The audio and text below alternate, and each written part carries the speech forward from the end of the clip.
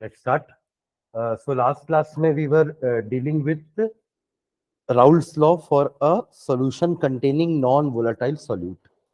और उसमें हमने देखा था कि ओवरऑल वेपर प्रेशर कम हो जाता है क्योंकि सॉल्यूट के मॉलिक्यूल्स कुछ जगह ऑक्यूपाई कर लेते हैं और वो खुद नॉन वोलेटाइल हैं, खुद भी वेपराइज नहीं हो रहे हैं और नीचे के सॉल्वेंट को भी वेपराइज होने नहीं दे रहे हैं। इससे हो जाता था लोअरिंग ऑफ वेपर प्रेशर। और relative lowering of vapour pressure हमने टॉपिक पढ़ा था। इसका मतलब क्या था? अगर ये आपका वेपर प्रेशर है प्योर सॉल्वेंट का पी नॉट और पीएस है वेपर प्रेशर ऑफ सॉल्यूशन, एक नॉन वोलेटाइल सोल्यूट ऐड करने के बाद, तो डिफरेंस क्या होगा? That is the lowering. मतलब पहले अगर मान लो वो प्रेशर 425 mmHg था, तो एक नॉन वोलेटाइल सोल्यूट डालने से मान लो वो कम होके हो गया 300 mmHg। तो ये जो डिफरेंस आ रहा है ना, इसको बोलते हैं लोअरिंग ऑफ वेपर प्रेशर। और वो किसके कारण हो रहा है? Because of the solute. जो एक नॉन वोलेटाइल सोल्यूट हमने ऐड किया ना, उसके कारण वेपर प्रेशर कम हुआ, क्योंकि नंबर ऑफ वेपर्स कम हो गए तो वेपर प्रेशर कम हो गया। ठीक है। और इसी को अगर मैं डिवाइड कर दूं पी नॉट से, तो इसको हमने नाम दिया था relative lowering of vapour pressure. Short form में आप इसको RLVP भी बोल सकते हो, relative lowering of vapour pressure. ठीक है। और ये बराबर आ रहा था X2 के, ये हमने प्रूव किया था। ये रिलेशन बहुत इंपॉर्टेंट था, इसको अपन ने प्रूव किया था। X2 मतलब था mole fraction of what? Mole fraction of what? Solute. ठीक है। सोल्यूट का मतलब जितना ज्यादा सोल्यूट डालोगे ना, उतना ज्यादा लोअरिंग होगा वेपर प्रेशर का। ठीक है। इसके बेसिस में हमने कुछ क्वेश्चन किए थे और मैंने इंटेक्स क्वेश्चन 2.8 आप लोग को होमवर्क दिया था, 2.8 एंड 2.16, है ना। तो पहले 2.8 डिस्कस कर लेते हैं, जो इंटेक्स क्वेश्चन था, अनसॉल्व वाला पार्ट। उसमें क्या बोल रहा है क्वेश्चन में? 2.8, है ना, ये इंटेक्स्ट क्वेश्चन वाला है। ठीक है। क्वेश्चन क्या है? The vapour pressure of pure liquids A and B are 450 and 750 mm, यानी कि पी नॉट ए दिया है 450 mmHg। ठीक है। और पी नॉट बी दिया हुआ है 700 mmHg। ये प्योर सॉल्वेंट का प्रेशर है। ठीक है। जब हमने सॉल्यूट ऐड नहीं किया है, खाली वो सॉल्वेंट है। ये दोनों हमारे पास डेटा गिवन है। उसके बाद बोला है find out the composition of the liquid mixture if total vapour pressure is 600 mmHg। अगर आपने दोनों को मिक्स किया तो टोटल प्रेशर आ रहा है आपका 600 mmHg। कितना मिक्स किए वो नहीं पता है, वही बताना है। हमारा टोटल का फॉर्मूला क्या होता है, ध्यान देना। What is the formula for total? Raoult's law वाला, P not a x A plus P not be x B, यही तो फॉर्मूला है ना, जिसमें आप एक को एक्स ए या एक्स बी दोनों में से किसी एक को चेंज कर दो दूसरे के टर्म्स में। तो ये देखो हमारे पास ये नोन है, I know this PT 600, I know this 450, I know this 700। X A X B ही निकालने बोला है ना। तो आप एक्स ए को एक्स ए ही रहने दो और एक्स बी की जगह 1 माइनस एक्स ए कर लो, ताकि पूरा इक्वेशन एक्स ए के फॉर्म में आ जाए और अब आप एक्स ए निकाल सकते हो। समझ गए? एक्स ए निकल गया तो एक्स बी निकल जाएगा, यही तो कॉम्पोजिशन है। देखो क्वेश्चन क्या बोला है, find out the composition of liquid mixture. मतलब आपने लिक्विड ए और लिक्विड बी को मिक्स कर दिया, उससे टोटल प्रेशर 600 भी आ रहा है, बट कितना कितना मिक्स किया ये नहीं पता है, वही पूछा है। तो दोनों का मोल फ्रैक्शन निकाल दो। देखो मास नहीं निकाल सकते क्योंकि लिक्विड का नाम नहीं दिया आपको। अगर लिक्विड का नाम दिया होता तो मोलर मास निकाल के आप उसका मास भी निकाल लेते, पर एटलीस्ट अभी मोल फ्रैक्शन तो निकाल सकते हैं। राउल्स लॉ के रिलेशन से हम मोल फ्रैक्शन निकाल सकते हैं। ठीक है। तो ऐसे करके हम एक्स ए और एक्स बी कैलकुलेशन कर सकते हैं। हो जाएगा ये आगे। आयुष ये बनाया क्या? ये इंटेक्स क्वेश्चन 2.8 था और एक एक्सरसाइज क्वेश्चन 2.16 दिया था, वो यही होगा फिर 2.8। हाँ तो नाम जरूरत भी नहीं है ना, मैं तो बोला ना, अभी तो निकाले ना अपन, एक्स से निकल जाएगा इससे, है ना। इससे अपन आगे रिप्लेस कर देंगे P not a x A plus P not be 1 minus x A. and this is PT. This is given, this is given, this is given. x से निकल जाएगा, ये तो हो जाएगा, है ना? मैं आंसर बता दे रहा हूँ, एक्स ए का वैल्यू आएगा, फाइनल आंसर जो आएगा एक्स ए का वो आ रहा है 0.4, 0.4, ठीक है? तो एक्स भी आपका 0.6 हो जाएगा, ठीक है? तो एक्स भी कितना हो जाएगा 0.6। ये फर्स्ट पार्ट था। और सेकंड पार्ट में बोला है वेपर फेस का आपको निकालना है। वेपर फेस का निकालने के लिए क्या करेंगे, y a is equals to p a upon p total and y b is equals to p b upon p total. बस मैंने उस दिन बताया भी था कि ये सॉल्व एग्जाम्पल के जैसे ही है, बस फर्क इतना है कि सॉल्व एग्जाम्पल में ना आपको क्वांटिटी दे दिया था, आपको टोटल वेपर प्रेशर निकालना था। यहां पे टोटल वेपर प्रेशर दिया है, आपको क्वांटिटी निकालने बोला था। फर्स्ट पार्ट में थोड़ा सा चेंज था बस, सेकंड पार्ट तो सेम है, ठीक है? और दूसरा क्वेश्चन था 2.16 एक्सरसाइज का, ये बना आयुष, ये मैं यही बोला था चालू कर दे, याद आया? हाँ बन गया ये वाला क्वेश्चन। इसका भी आंसर मैच कर लेते हैं, फिर आगे बढ़ते हैं अपन नेक्स्ट टॉपिक की तरफ। रिया बनाए हो?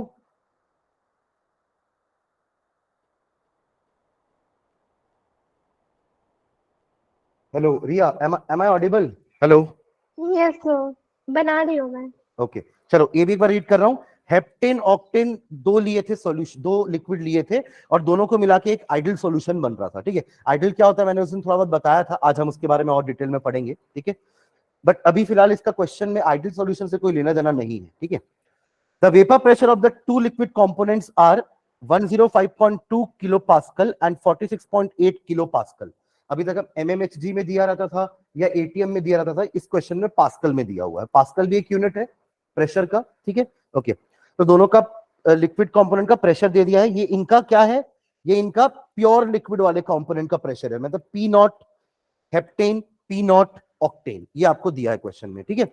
उसके अलावा क्या बोल रहा है आपको, what will be the vapour pressure of mixture of 26 gram of heptane and 35 ग्राम। ये भी इसके फर्स्ट पार्ट जैसा ही है, जो सॉल्व एग्जांपल किए थे ना इंटेक्स क्वेश्चन, उसके जैसा ही है ये फर्स्ट पार्ट, ठीक है? तो क्या क्या गिवन है अपन लिख लेते हैं। आपको ऑक्टेन दिया हुआ है ना, ऑक्टेन का मास दिया हुआ है, कितना है ऑक्टेन, कितना डाल रहे हैं 35 ग्राम, ठीक है? और हेप्टेन कितना डाल रहे हैं, हाँ 26 ग्राम। दोनों का मोलर मास निकालना पहले और दोनों का नंबर ऑफ मोल्स आ जाएगा, उससे मोल फ्रैक्शन आ जाएगा। क्लियर है? कितना आ रहा है number of moles of heptane, ये आ रहा है 0.26, आ रहा है क्या 0.26 मोल, ठीक है? और इसका कितना आ रहा है ऑक्टेन का 0.31, 0.31 ऐसा आ रहा है मोल दोनों का।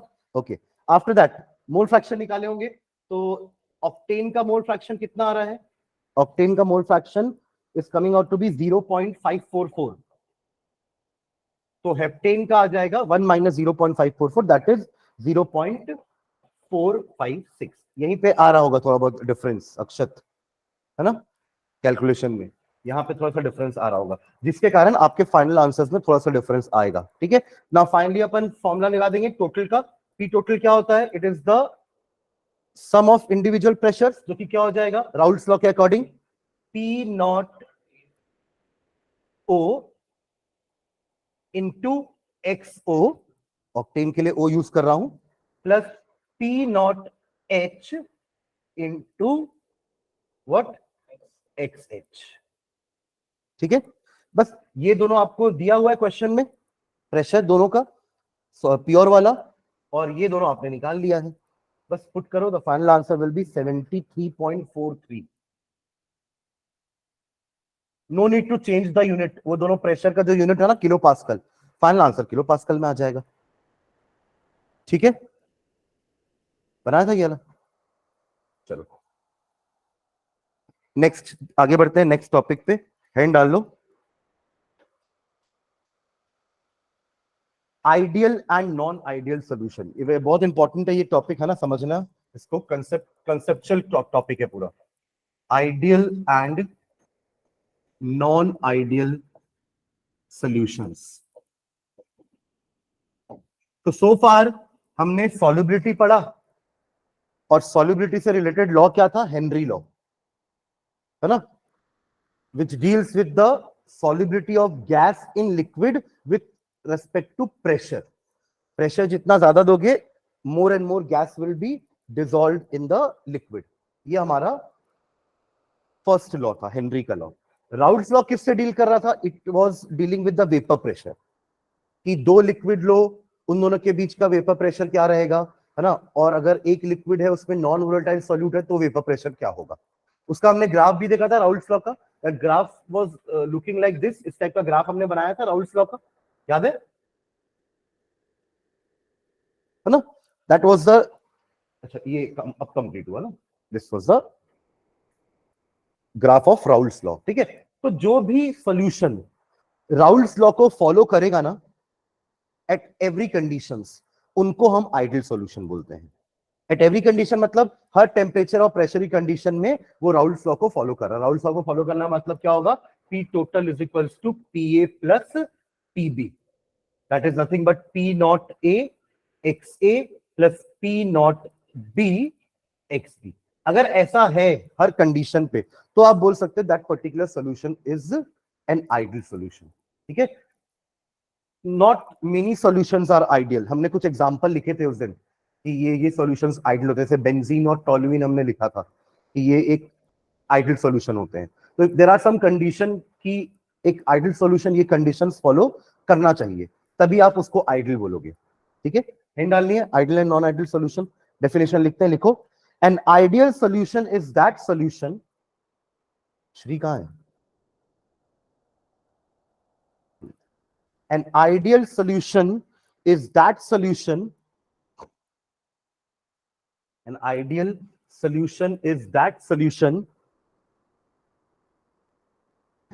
in which each component, in which each component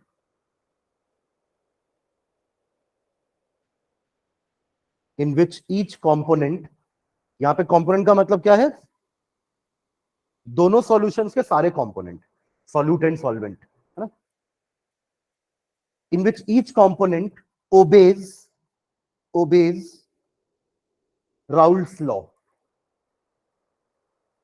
obeys Raoult's law under all conditions of temperature, under all conditions of temperature, under all conditions of temperatures and concentrations. An ideal solution is that solution in which each component obeys Raoult's law under all conditions of temperatures and concentrations. ठीक है. Next line में लिखना, an ideal solution will satisfy following conditions. An ideal solution will satisfy, an ideal solution will satisfy following conditions, will satisfy following conditions, will satisfy following conditions. First लिखना, first, there will be no change in volume, there will be no change in volume, there will be no change in volume on mixing the two components. There will be no change in volume, there will be no change in volume on mixing the two components, on mixing the two components. That is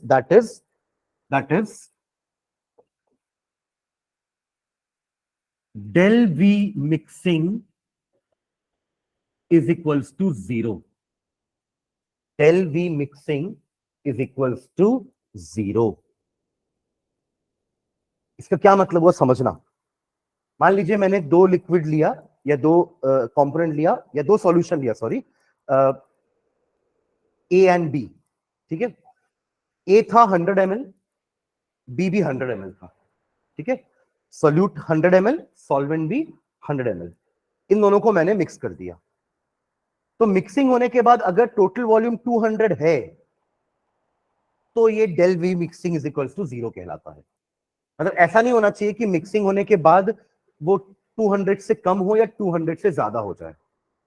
ऐसा हो सकता है, देखो कुछ liquid ऐसे होते हैं, मान लो ये लिक्विड ए है और ये लिक्विड बी है, अंदर मिक्सिंग होने के बाद ना इनके बीच का फोर्स ऑफ अट्रैक्शन बढ़ जाए अगर, तो वॉल्यूम कम हो जाएगा, क्योंकि अट्रैक्टिव फोर्स बढ़ेगा ना। तो ए और बी, मान लो ए और ए के बीच में कनेक्शन उतना स्ट्रांग नहीं होगा, बी और बी के बीच में भी कनेक्शन उतना स्ट्रांग नहीं होगा उनके आपस में मॉलिक्यूल्स के बीच में, पर जब ए और बी मिले ना तो वो अट्रैक्शन बहुत स्ट्रांग हो गया, तो इससे ए और बी पास आ जाएंगे, पास आ गया मतलब वॉल्यूम कम हो जाएगी, तब आप डेल वी मिक्सिंग 0 नहीं बोल सकते।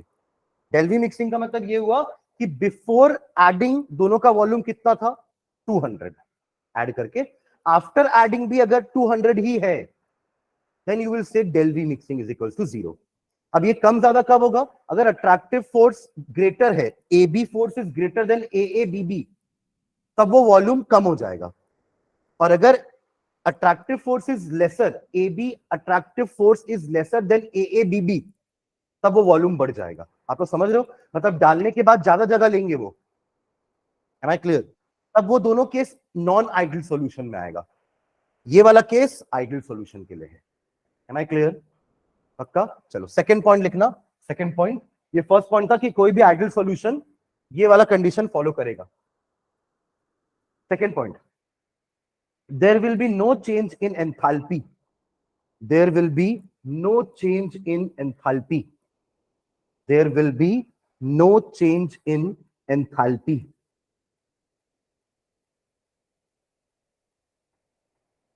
नो चेंज इन एंथैल्पी का मतलब क्या होगा कि कोई भी हीट एब्जॉर्ब या इवॉल्व नहीं होनी चाहिए मिक्सिंग करने के बाद। ठीक है, तो ब्रैकेट में लिख लो, that is no heat is evolved और एब्जॉर्ब्ड।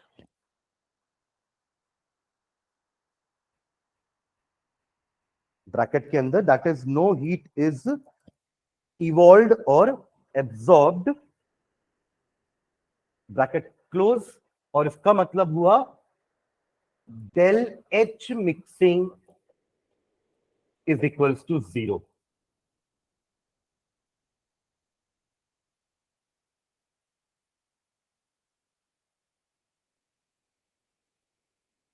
समझ में आ रहा है? ठीक है, कुछ एग्जांपल लिखते हैं अपन आइडियल सॉल्यूशन का। लिखो, some examples of ideal solutions are, example लिखना। First, benzene plus toluene. Benzene भी हम जानते हैं क्या होता है और टोलुइन भी हमें पता है क्या होता है, राइट? ये दोनों आइडियल सॉल्यूशन बनाएंगे, सॉल्यूट और सॉल्वेंट है, दोनों मिलके क्या बनाएंगे, आइडियल सॉल्यूशन। ठीक है, एक और लिखो, n hexane and n heptane, n hexane plus n heptane. N बोले तो नॉर्मल है ना, स्ट्रेट लाइन वाला, ब्रांचिंग वाला नहीं। आइसोनियो होता है ना एक और, आइसोनियो, वैसा नहीं। एन मतलब स्ट्रेट लाइन वाला, all the 6 carbons are in the straight line, all the 7 carbons are in the straight line, that is hexane and heptane. ठीक है, एक और एग्जांपल लिखना, ethyl bromide plus ethyl chloride, ethyl bromide plus ethyl chloride. ठीक है, और last, chlorobenzene plus bromobenzene, chlorobenzene plus bromobenzene.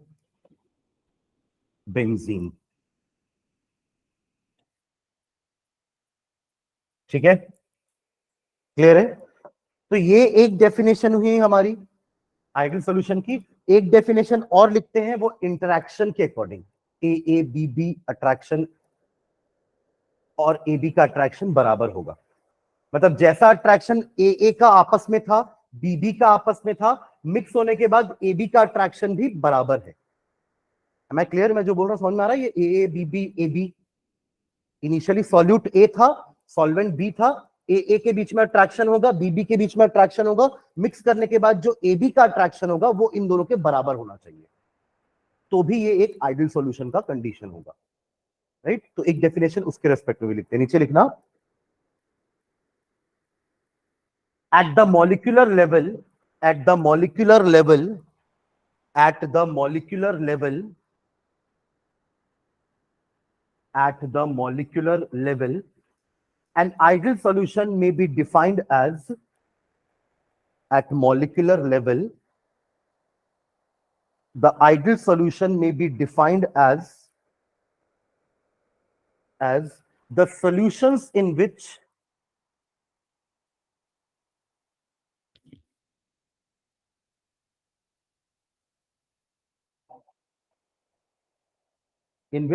the intermolecular interaction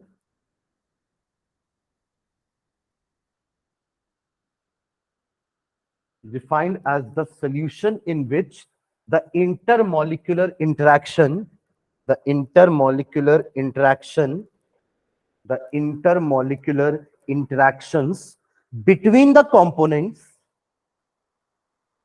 between the components, between the components,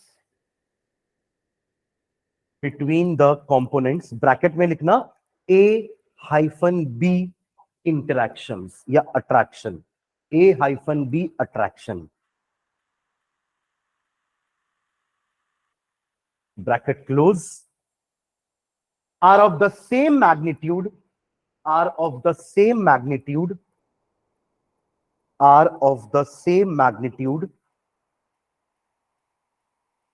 as the intermolecular interaction, are of the same magnitude as the intermolecular interactions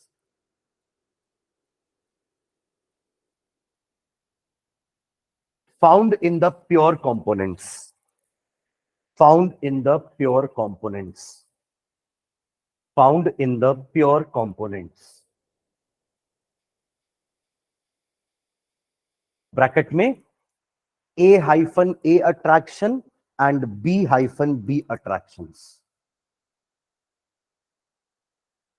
ये समझ में आ रहा है definition? पक्का? ठीक है, तो इसकी तीसरी कंडीशन भी मैं लिख देता हूं,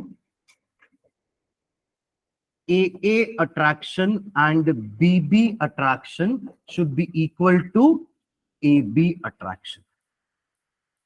ठीक है, ये बिटवीन द कंपोनेंट है AB, क्योंकि एक कंपोनेंट A है, दूसरा कंपोनेंट B है, उनके बीच का अट्रैक्शन है, और ये उनके प्योर कंपोनेंट्स का अट्रैक्शन है, AA का अट्रैक्शन और BB का अट्रैक्शन, इनका मैग्नीट्यूड बराबर होना चाहिए।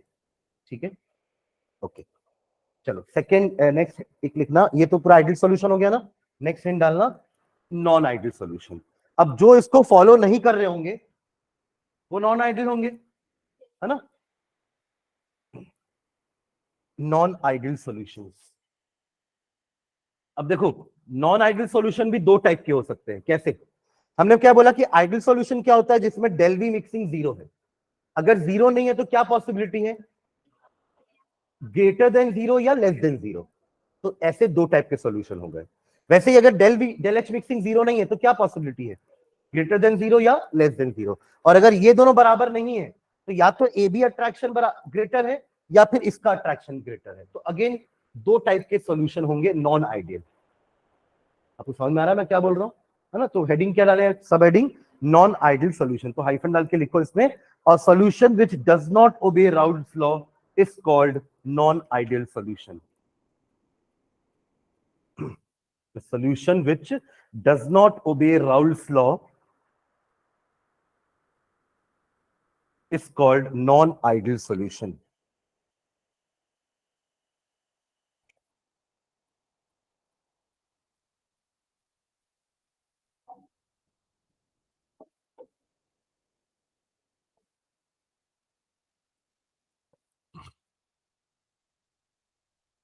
Non-ideal solution, ठीक है, इसका भी कंडीशन लिखते हैं। इसमें क्या कंडीशन होगी, डेल वी मिक्सिंग क्या होगा, तो अभी एक लिखो ना, नॉट इक्वल टू जीरो, ठीक है, और दूसरा लिख लो del H mixing not equal to 0। ठीक है,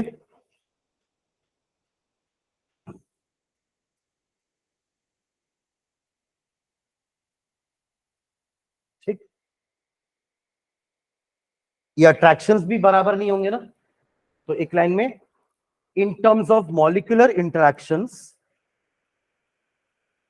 in terms of molecular interactions,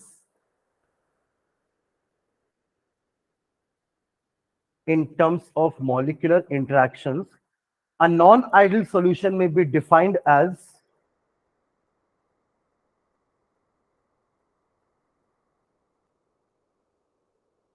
a non-ideal solutions may be defined as the solution in which defined as the solution in which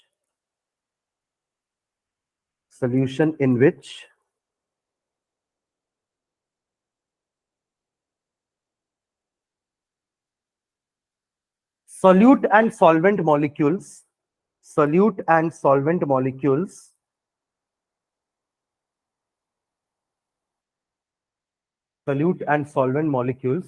interact with one another, solution in which solute and solvent molecules interact with one another,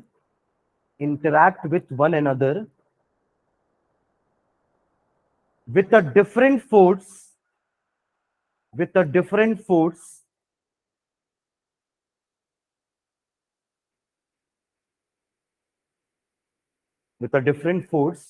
then the forces of interaction, then the forces of interaction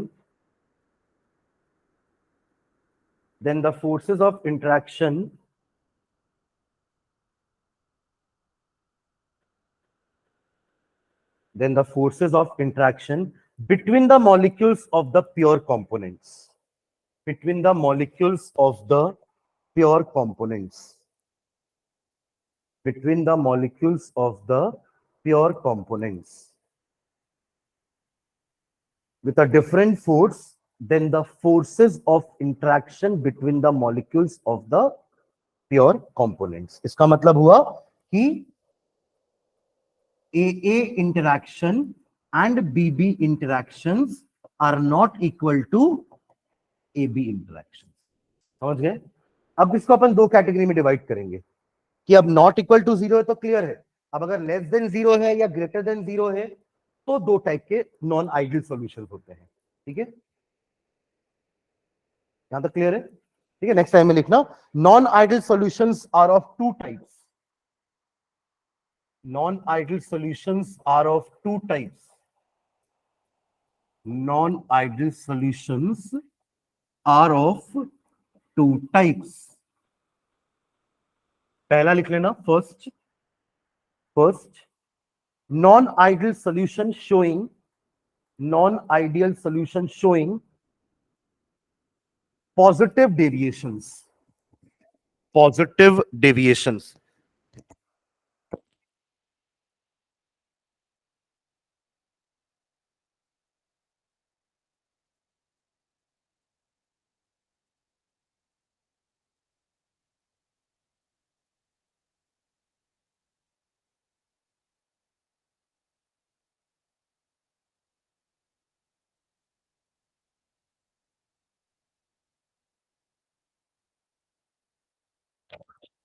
अब एक type positive deviation है तो दूसरा type क्या हो जाएगा, लिखो उसको भी, non ideal solution showing negative deviation. First है non ideal solution showing positive deviation and second हो जाएगा non ideal solution showing negative deviation। ठीक है, मतलब वो जो डेल वी मिक्सिंग 0 था, अब वो फर्स्ट वाले केस के लिए del we mixing greater than 0, del H mixing greater than 0, समझ रहे? वैसे यहां पे del H mixing less than 0 और डेल वी मिक्सिंग ग्रेट, हाँ, del we mixing del H mixing less than 0, negative deviation. Am I clear? ठीक है, और फोर्स ऑफ अट्रैक्शन भी बराबर तो है नहीं, तो एक में ए बी इंट्रैक्शन ग्रेटर होगा ए बी बी से, और दूसरे में ए बी इंट्रैक्शन कम होगा ए बी बी से। ठीक है, तो ग्राफ भी वैसा नहीं बनेगा फिर जैसा हम ग्राफ बना रहे थे। This graph was for ideal solution, right, Raoult's law. But अब क्या होगा, नॉन आइडियल सॉल्यूशंस के लिए ग्राफ में थोड़ा सा डेविएशन आएगा, है ना। अब वो डेविएशन कैसा होगा ध्यान देना, पहले हम ग्राफ समझते हैं, फिर हम इसके बारे में थोड़ा सा इंट्रैक्शन के बारे में बात करेंगे, ना, ठीक है, और दोनों के बारे में लिख लेंगे। ओके, तो जैसे ये हमारा जो बना रहा हूं मैं व्हाइट, आप जो देख रहे हो ना, ये आपका क्या है, आइडियल सॉल्यूशन के लिए है, ठीक है, राइट। मैं पहले बात कर रहा हूं नेगेटिव डेविएशन की, ठीक है, नेगेटिव डेविएशन। तो देखो क्या फर्क आएगा नेगेटिव डेविएशन में, एक्चुअल प्रेशर से वो कम प्रेशर शो करेंगे, ये होता है नेगेटिव डेविएशन, नीचे नीचे, समझ रहे हो। और ये भी आपका कैसा होगा, आपको दिख रहा है एक्चुअल ग्राफ से आपके नॉन आइडियल का ग्राफ नीचे बन रहा है, नेगेटिव डेविएशन। और अगर मैं यही काम उसके साथ करूं, पॉजिटिव डेविएशन वाला, तो क्या होगा देखो, ये तो आइडियल हो गया ना, ठीक है, पॉजिटिव डेविएशन,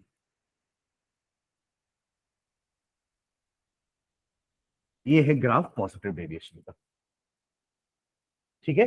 तो अब आपको अगर मैं इंटरेक्शन के हिसाब से समझाऊं, तो ये तो समझ में आ गया कि मुझे डेल वी मिक्सिंग, यहां पे डेल वी मिक्सिंग की वैल्यू और डेल एच मिक्सिंग की वैल्यू नेगेटिव है, अभी तो नेगेटिव डेविएशन बोल रहे हैं। और यहां पे डेल एच मिक्सिंग की वैल्यू और डेल वी मिक्सिंग की वैल्यू पॉजिटिव है, ठीक है। व्हाट अबाउट मॉलिक्यूलर इंटरेक्शन, वो समझते हैं, ठीक है। अगर एक्चुअल वैल्यू से वेपर प्रेशर कम आ रहा है, मतलब आइडियली वेपर प्रेशर इतना होना चाहिए था, बट मिक्सिंग करने के बाद वेपर प्रेशर कम हो गया, इसका मतलब ए बी इंट्रैक्शन स्ट्रॉन्गर हो गया होगा, नहीं, मतलब ए और बी इंट्रैक्शन थोड़ा सा वीकर होगा, पर जब दोनों को मिलाया गया तो ए बी इंट्रैक्शन स्ट्रॉन्गर हो गया, तभी तो आसानी से वेपर नहीं बन रहे ना अब, और वेपर नहीं बन रहे तो वेपर प्रेशर कम दिख रहा है। तो यहां पे आप बोल सकते हो कि ए b interaction is greater than a and b b, क्या बोलते हैं, है ना। और यहां पे देखो मिक्स करने के बाद ए बी इंट्रैक्शन वीकर हो गया होगा, तभी तो वेपर प्रेशर ज्यादा शो कर रहा है आइडियल से। तो यहां पे आप क्या बोलोगे, a b interaction is less than a and b b interaction. Clear है, मतलब ऐसा हो सकता है कि दोनों को मिक्स करने के बाद दोनों के बीच में हाइड्रोजन बॉन्डिंग बन गई हो, पहले नहीं बन रही थी, ए और ए आपस में हाइड्रोजन बॉन्ड नहीं बना रहे होंगे, बी और बी आपस में हाइड्रोजन बॉन्ड नहीं बना रहे होंगे, पर ए और बी आपस में हाइड्रोजन बॉन्ड बना ली है, तो अट्रैक्शन स्ट्रॉन्गर हो गया, ये वाला नेगेटिव डेविएशन। पहले नहीं था उनका आपस में हाइड्रोजन बॉन्डिंग अपने अंदर, पर एक दूसरे के साथ वो हाइड्रोजन बॉन्डिंग बना लिए, तो अगर हाइड्रोजन बॉन्डिंग ए और बी की बन गई तो now they will not vaporise easily, है ना, उस केस में वेपर प्रेशर कम हो जाएगा क्योंकि वेपर्स कम हो जाएंगे। समझ में आ रही बात, ठीक है। तो पहले लिखो non ideal solution showing positive deviation, first पहले उसके बारे में डिस्क्राइब करते हैं, उसका पूरा del H mixing del we mixing interaction और ग्राफ बनाते हैं, फिर यही काम हम नेगेटिव डेविएशन के साथ करेंगे, ठीक है। तो पहला लिख लो non ideal solution showing positive deviation, showing positive deviation.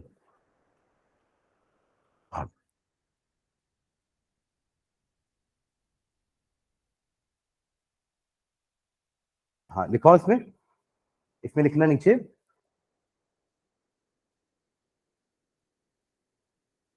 the positive deviation are exhibited by the positive deviation, the positive deviations are exhibited by, the positive deviations are exhibited by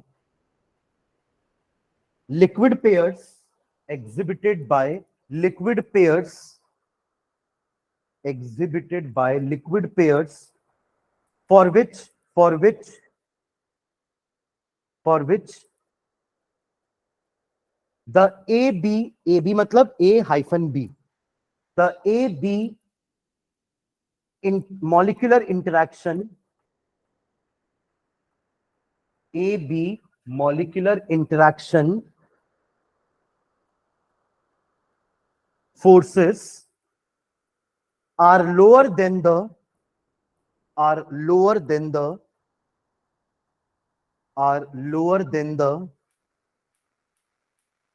AA and BB molecular interaction forces.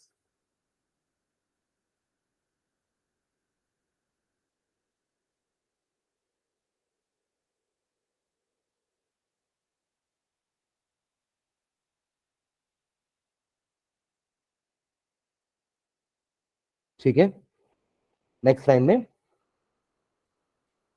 in case of solutions showing positive deviation, in case of solutions showing positive deviations, in case of solutions showing positive deviations, a slight increase in volume बढ़ेगा ना, क्योंकि A B interaction weaker है, ए interaction और बीबी interaction stronger था, but mix करने के बाद जो ए बी इंट्रैक्शन है ना वो वीकर है, तो वॉल्यूम बढ़ जाएगा, है ना।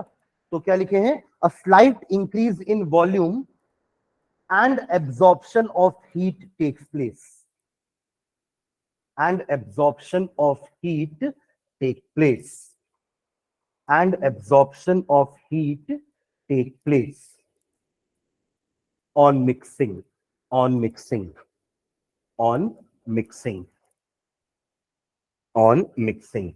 That is ये इसको टर्म्स, इस टर्म्स में लिख लो, सिंबल के टर्म्स में, that is del H mixing is equals to del V mixing is equals to positive या greater than 0.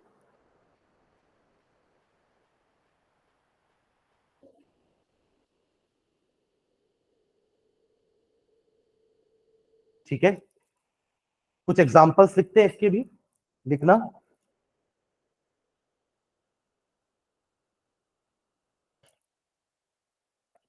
फर्स्ट एग्जांपल लिखना, acetone plus carbon disulphide. Acetone, acetone क्या होता है, कीटोन का पहला मेंबर, है ना, प्रोपेनॉन का ही कॉमन नेम एसीटोन होता है, ठीक है। एसीटोन प्लस कार्बन डाइसल्फाइड, ये फर्स्ट एग्जांपल हुआ। और एग्जांपल लिखना, हम 4-5 एग्जांपल लिखते हैं, है ना। Acetone plus carbon disulphide, sorry, carbon disulphide. Second लिखना, acetone plus ethyl alcohol, acetone plus ethyl alcohol, acetone plus ethyl alcohol.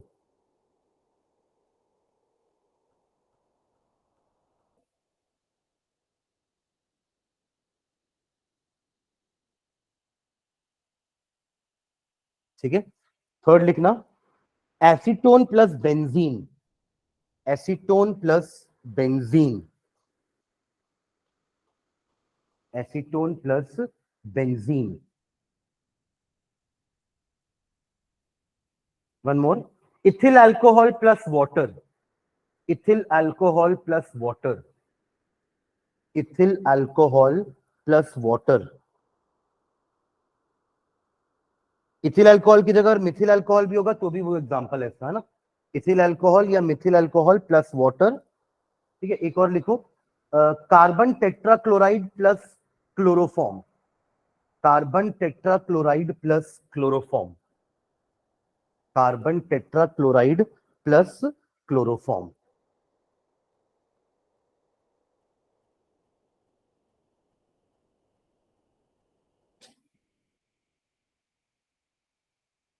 अब देखो क्या हुआ, इथेनॉल और एसीटोन लिखे ना अपन, इथिल अल्कोहल एंड एसीटोन। अब इसमें होता क्या है, पहले से इथिल अल्कोहल C2H5OH और एसीटोन क्या होता है CH3COCH3, ये होता है। इन दोनों को मिक्स करने वाले हैं। पहले से ना इथिल अल्कोहल के मॉलिक्यूल्स के बीच में हाइड्रोजन बॉन्डिंग थी, ए इंटरेक्शंस थी, ठीक है। पर जब मिक्स किए ना तो दो इथिल अल्कोहल मॉलिक्यूल के बीच में एक एसीटोन आ गया, उससे उन दोनों की हाइड्रोजन बॉन्डिंग ब्रेक हो गई और इन दोनों के बीच में हाइड्रोजन बॉन्डिंग नहीं बन रही है। तो उसके कारण क्या हो रहा है, अल्टीमेटली ए बी इंटरेक्शन वीकर हो जा रहा है। ए के बीच में तो हाइड्रोजन बॉन्डिंग थी पहले से, पर जैसे ही बी को मिक्स किए उसमें ए की हाइड्रोजन बॉन्डिंग टूट गई, उसके बीच में बी आ गया और ए और बी के बीच में हाइड्रोजन बॉन्डिंग नहीं बन रही है। That is the reason why कि ए B interaction are weaker than the A B B interaction. ठीक है, चलो इसका ग्राफ बना लो, ये वाला राइट साइड वाला, ठीक है। ये वाले को ना डॉटेड लाइन से शो करना, किसको, आइडियल वाले को। जितना मैंने व्हाइट लाइन बनाई है ना, show them by dotted lines, ठीक है। और फिर ये वाले को सॉलिड लाइन से बनाना। M I clear? मैं भी बना दूंगा फिर से। अच्छा,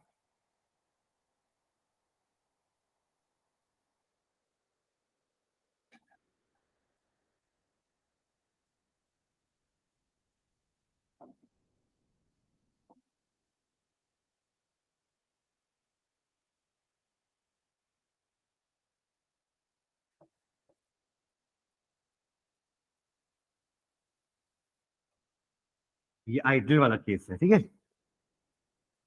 और ये है आपका नॉन आइडियल वाला केस विथ पॉजिटिव डेविएशन।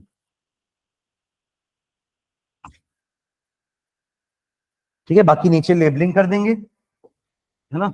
अगर आप ए और बी ले रहे हो तो x A is equals to 1, x B is equals to 0, और यहां हम लिख रहे थे x A is equals to 0, x B is equals to 1, ठीक है। और ये आपका हो जाएगा P not A, this is P not be.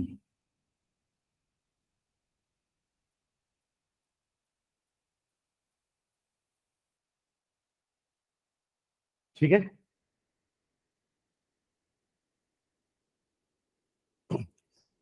हमें क्लियर। अब देखो इसमें भी ना एक अच्छी बात क्या है, मतलब ग्राफ रीड करना बहुत अच्छा होता है, बहुत आसान होता है। अब ध्यान देना, इसमें एक पॉइंट ऐसा है ग्राफ में जहां पे वेपर प्रेशर मैक्सिमम है। क्या बोलते हैं? इस जगह पे है वेपर प्रेशर मैक्सिमम। देखिए उसके बाद तो यहां पे डिक्रीजिंग हो रहा है और यहां भी डिक्रीजिंग है। और वो किस कॉम्पोजिशन पे है मैक्सिमम वैल्यू? इस कॉम्पोजिशन पे। मतलब यहां पे एक्स ए का वैल्यू कुछ होगा ना, और यहां एक्स बी का वैल्यू भी कुछ होगा।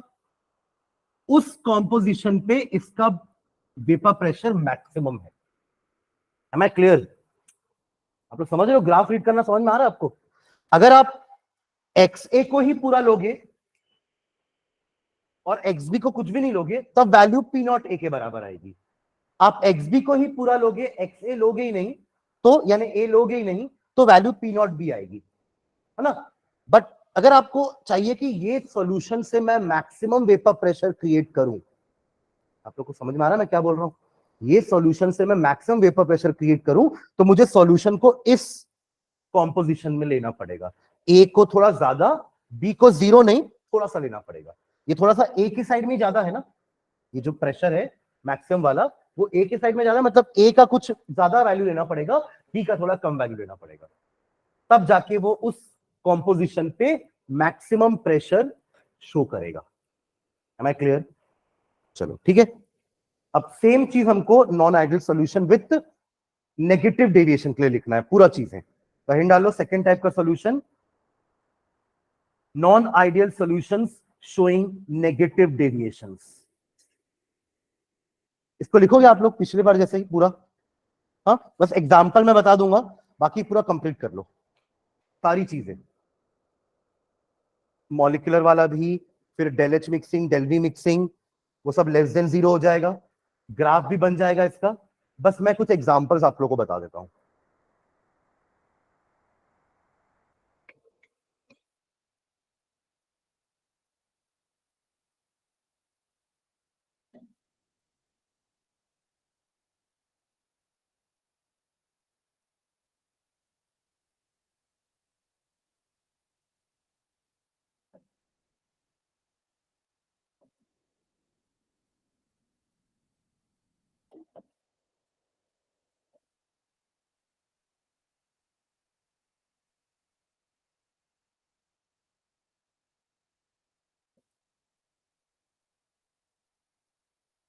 रिया फॉलो कर रहे हो?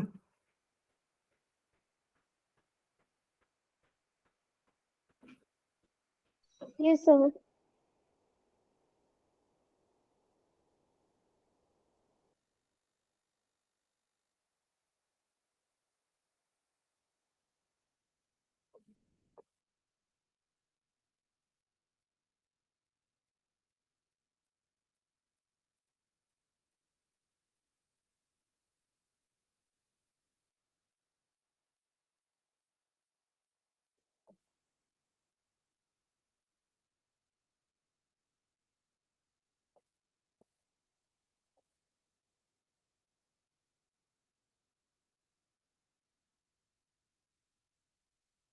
एग्जाम्पल के लिए 2-4 लाइन छोड़ के ग्राफ बना लो, फिर मैं एग्जाम्पल लिखवा देता हूँ।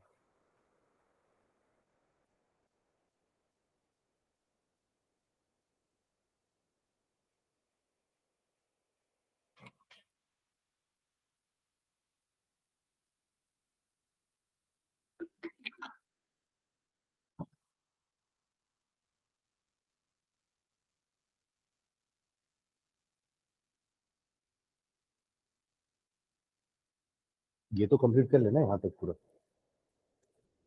यहाँ तक नहीं, बस एग्जाम्पल के 2-4 लाइन छोड़ देना।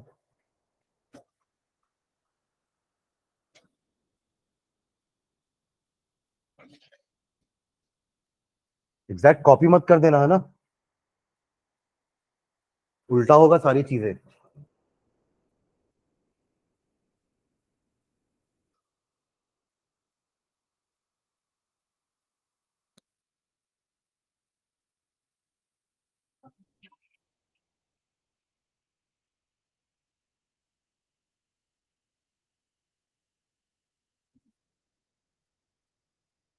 थोड़ा बड़ा बना ले ग्राफ, आर्यन, कितना छोटा ग्राफ बनाया है।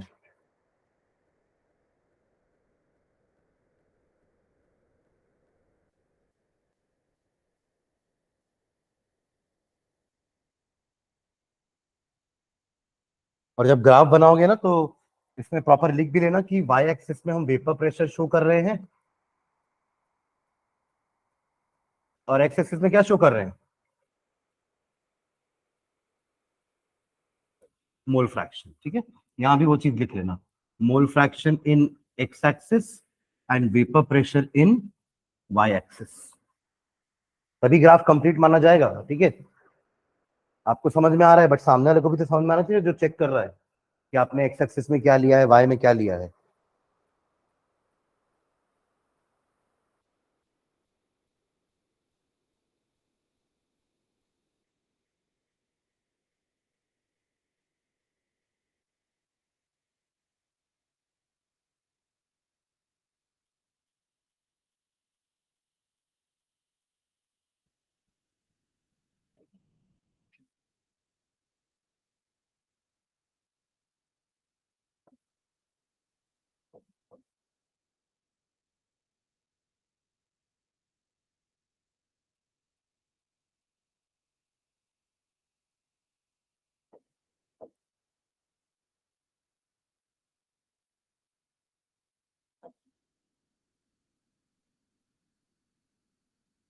बन गया ग्राफ? ठीक है, राइट सम एग्जांपल्स, एग्जांपल्स लिखना है इसके। अच्छा, एक बार जो लिखे एक बार रीड कर लो, कोई एक जन कोई रीड कर लो क्या क्या लिखे हो। हम्म, बाकी लोग मैच करना ना कि सही वही लिखे हैं कि नहीं। हाँ,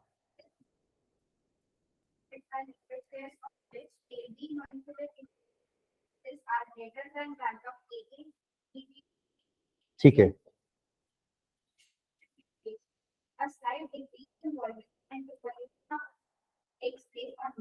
इवोल्यूशन ऑफ हीट, एब्जॉर्प्शन नहीं इवोल्यूशन, वहां पे एब्जॉर्प्शन हो रहा था ना, तो यहाँ इवोल्यूशन होगा। वहां del H mixing was positive, यहाँ पे डेल एच मिक्सिंग नेगेटिव है ना, डेल एच मिक्सिंग नेगेटिव का मतलब हीट रिलीज हुई है एक्सोथर्मिक। हाँ, हाँ, del we mixing is equals to negative, यानी कि लेस देन 0। ठीक है, ठीक है, okay, right some examples, graph बना लिए सब ये वाला।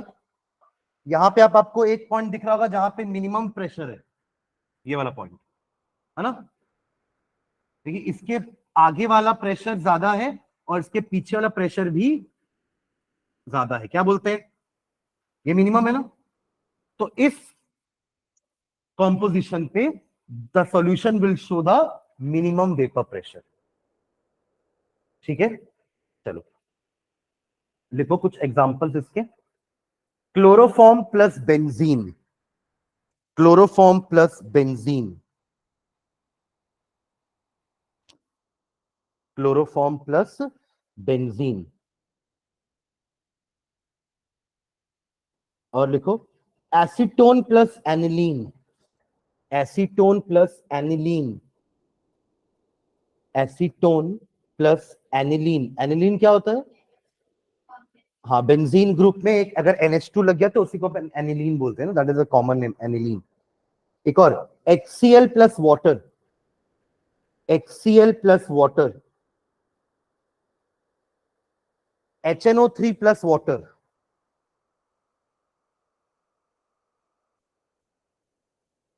And last chloroform plus diethyl ether, chloroform plus diethyl ether. कुछ एग्जांपल्स याद रखना है ना दोनों के लिए, नॉन आइडल भी और आइडल भी।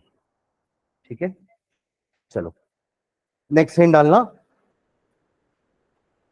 एजियोट्रॉपिक और constant boiling mixture. Next heading है एजियोट्रॉपिक, एजियोट्रॉपिक और कांस्टेंट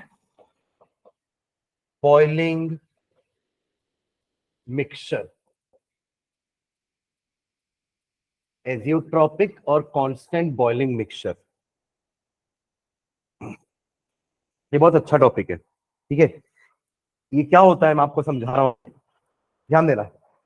9th क्लास में हम जो मिक्सचर पढ़ते थे वहां हम ये बोलते थे कि मिक्सचर्स की प्रॉपर्टी फिक्स नहीं होती, जो भी कंपोनेंट्स उसके साथ मिक्स हुए हैं वो अपनी अपनी प्रॉपर्टी शो करते हैं। जैसे मैं अगर नींबू पानी की बात करूं तो नींबू पानी, नींबू पहले भी खट्टा था, अंदर जाने के बाद भी उसका खट्टापन है ना, उसने अपनी प्रॉपर्टी लूज नहीं करी है, that means it has retained it's property. ये चीजें सबके साथ होती हैं। मिक्सचर में जो कॉन्स्टिट्यूएंट्स होते हैं ना वो अपनी प्रॉपर्टी लूज नहीं करते हैं, they retain their property. The same happens with their boiling point also. For example मैं अल्कोहल और वाटर को मिक्स कर दूं, आपने एक प्रोसेस पढ़ा था उस समय, डिस्टिलेशन, फ्रैक्शनल डिस्टिलेशन। दो मिसिबल लिक्विड को अगर मुझे सेपरेट आउट करना है, water and alcohol are two miscible liquids, अगर मुझे उसको सेपरेट आउट करना है अल्कोहल और वाटर को, तो हम क्या करते हैं, दोनों को बॉईल करना, डिस्टिल करना स्टार्ट करेंगे। जिसका बॉइलिंग पॉइंट पहले पहुंचेगा वो इवेपोरेट मतलब बॉईल होके वेपर बन के बाहर आ जाएगा, दूसरा वाला वहीं रह जाएगा। क्योंकि अल्कोहल और वाटर में अल्कोहल का बॉइलिंग पॉइंट लेट से 70 डिग्री है, पानी का 100 डिग्री है, तो पहले 70 डिग्री पहुंचेगा टेम्परेचर, हीट करोगे तो सबसे पहले क्या 70 तो पहुंचेगा ना। तो जैसे ही 70 पहुंचा, पूरा का पूरा अल्कोहल बॉईल होना चालू करेगा, तब तक पानी अभी वहीं रहेगा क्योंकि पानी का बॉइलिंग पॉइंट पहुंचा नहीं है। 70 डिग्री पे अल्कोहल बॉईल होना चालू किया, पानी 100 डिग्री का वेट कर रहा है कि कब 100 डिग्री होगा, कब मेरी बारी आएगी। ऐसा होता है मिक्सचर में, ठीक है। बट अब जो मैंने ऊपर लिखा है, यहां क्या लिखा हुआ है, कांस्टेंट बॉइलिंग मिक्सचर। अभी तक तो ऐसा नहीं होता था, मिक्सचर का बॉइलिंग पॉइंट फिक्स नहीं होता है। अल्कोहल और वाटर का अगर मैं मिक्सचर आपको दे दूं, पूछूं इसका बॉइलिंग पॉइंट क्या है, तो आप क्या बोलोगे, सर ये 70 से 100 के बीच में बॉइल होगा। 70 में अल्कोहल बॉइल होना चालू होगा और 100 में पानी बॉइल होना चालू होगा।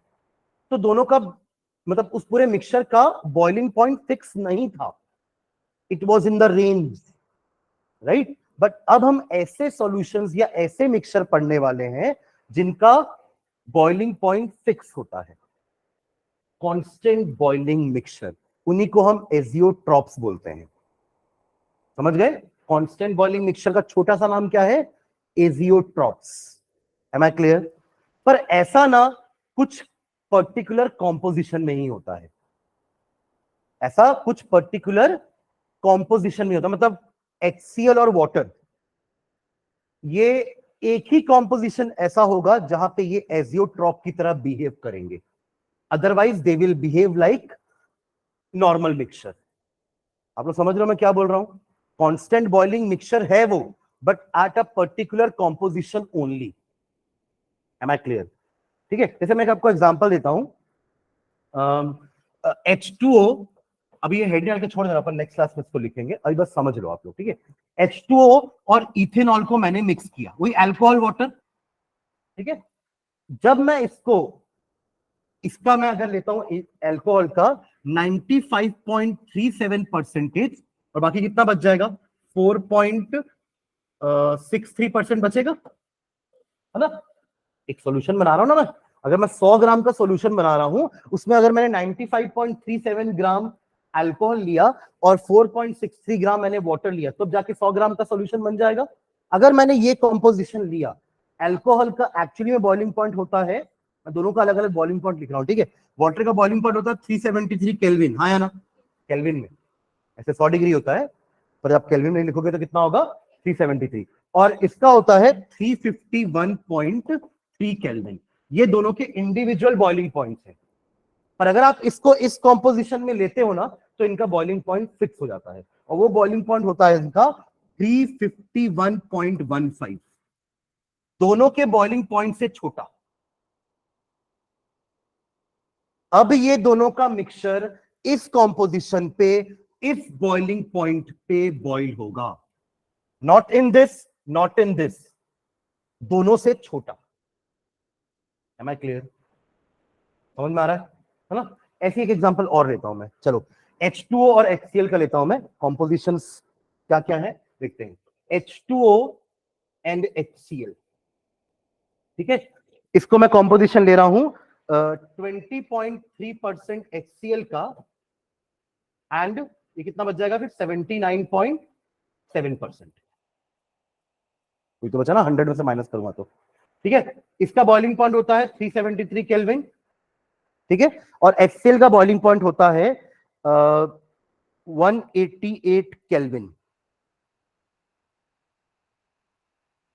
ठीक है? नाउ जब इन दोनों को हम मिक्स करेंगे एट दिस कॉम्पोजिशन, इनका बॉइलिंग पॉइंट हो जाएगा 383 केल्विन फिक्स, जो दोनों के बॉइलिंग पॉइंट से ज्यादा है। यहां क्या था?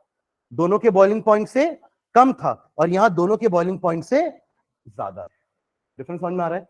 ये किसका एग्जांपल था देखो एक बार, इथेनॉल और वाटर हमने किसमें लिया था एग्जांपल? पॉजिटिव में कि नेगेटिव में? पॉजिटिव में लिए होंगे, है ना? और ये अपन लिए थे नेगेटिव में। Am I clear? है ना? अब पॉजिटिव वाले में मुझे बताओ अपना ग्राफ कैसा बन रहा था, ध्यान देना जल्दी से। ऐसा कुछ, ऐसा कुछ था, एक पॉइंट पे उसका वेपर प्रेशर मैक्सिमम था ना? एक पॉइंट पे उसका वेपर प्रेशर मैक्सिमम था।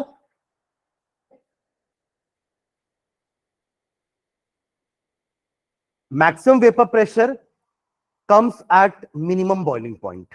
ये मिनिमम बॉइलिंग पॉइंट है, दोनों का बॉइलिंग पॉइंट से कम। तो इस टाइप के एजियोट्रॉप को हम कहते हैं minimum boiling azeotrope. Vapour pressure ज्यादा कब होगा? जब बॉइलिंग पॉइंट कम है। मान लो आपका बॉइलिंग पॉइंट 300 है, आपका बॉइलिंग पॉइंट 400 है, तो पहले बॉइलिंग पॉइंट इनका रीच होगा ना, तो इनके वेपर जल्दी बनेंगे।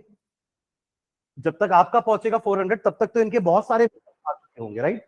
तो बॉइलिंग पॉइंट कम मतलब maximum vapour pressure. Maximum vapour pressure इसी में था, है ना? मैक्सिमम वेपर प्रेशर इसी में था, तो इसको कहते हैं अपन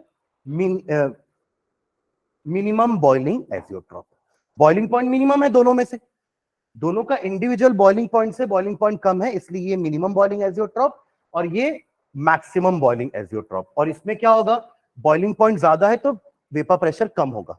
इसका ग्राफ भी याद है अपन को, एक पॉइंट पे, एक कॉम्पोजिशन पे बॉइल वेपर प्रेशर मिनिमम होता है, एक कॉम्पोजिशन पे वेपर प्रेशर मैक्सिमम होता है, वो यही कॉम्पोजिशन है। समझ में आ रही है बात? ठीक है? तो इस टाइप के मिक्सचर आज तक हम पढ़े नहीं थे।